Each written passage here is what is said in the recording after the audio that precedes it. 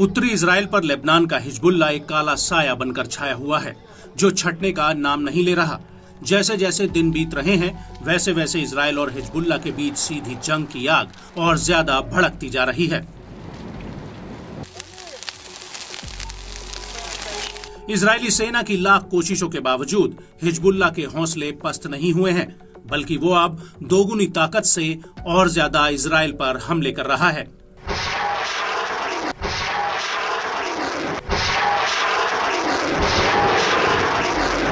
और अब इसी कड़ी में हिजबुल्लाह ने 29 जुलाई 2024 को उत्तरी इजराइल के किर्यत शमोना की तरफ अल बगदादी मिलिट्री साइट पर एक बहुत बड़ा हमला किया है। हिजबुल्लाह ने यहां पर आईडीएफ के ठिकानों पर ग्रेड टाइप रॉकेटों से ताबड़तोड़ हमले किए।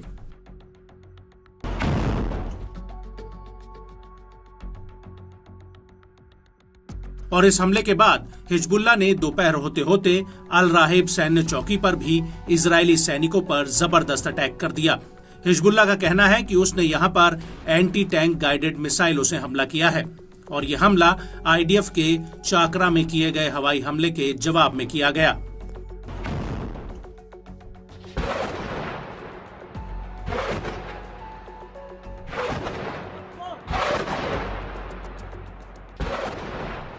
हिजबुल्लाह का यह भी कहना है कि इस हमले के तकरीबन 5 मिनट बाद यानी 3:20 पर अल मलीकिया मिलिट्री साइट पर इजराइल के जासूसी उपकरणों को उड़ा दिया गया।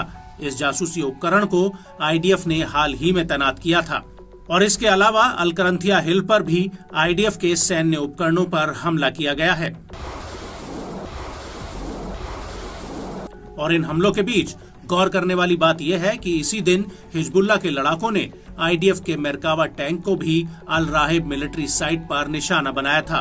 हिजबुल्लाह के मुताबिक शाम करीब 4:30 पर इस टैंक पर anti tank guided missile fire की गई थी और ये मिसाइल सीधी इस टैंक पर जाकर लगी थी।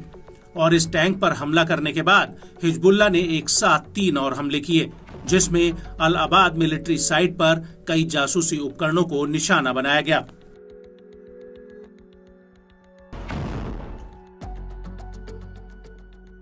हिजबुल्लाह का कहना है कि इस हमले के कुछ ही मिनटों बाद हदाब यारीन मिलिट्री साइट पर तैनात जासूसी उपकरणों को निशाना बनाया गया और इसके बाद जब शाम करीब 6:30 पर इजरायली सैनिक अल राहिब मिलिट्री साइट के पास इकट्ठा हो रहे थे, तब उनके ऊपर सीधा हमला किया गया, जिसमें आईडीएफ को भारी जानमाल का नुकसान हुआ है।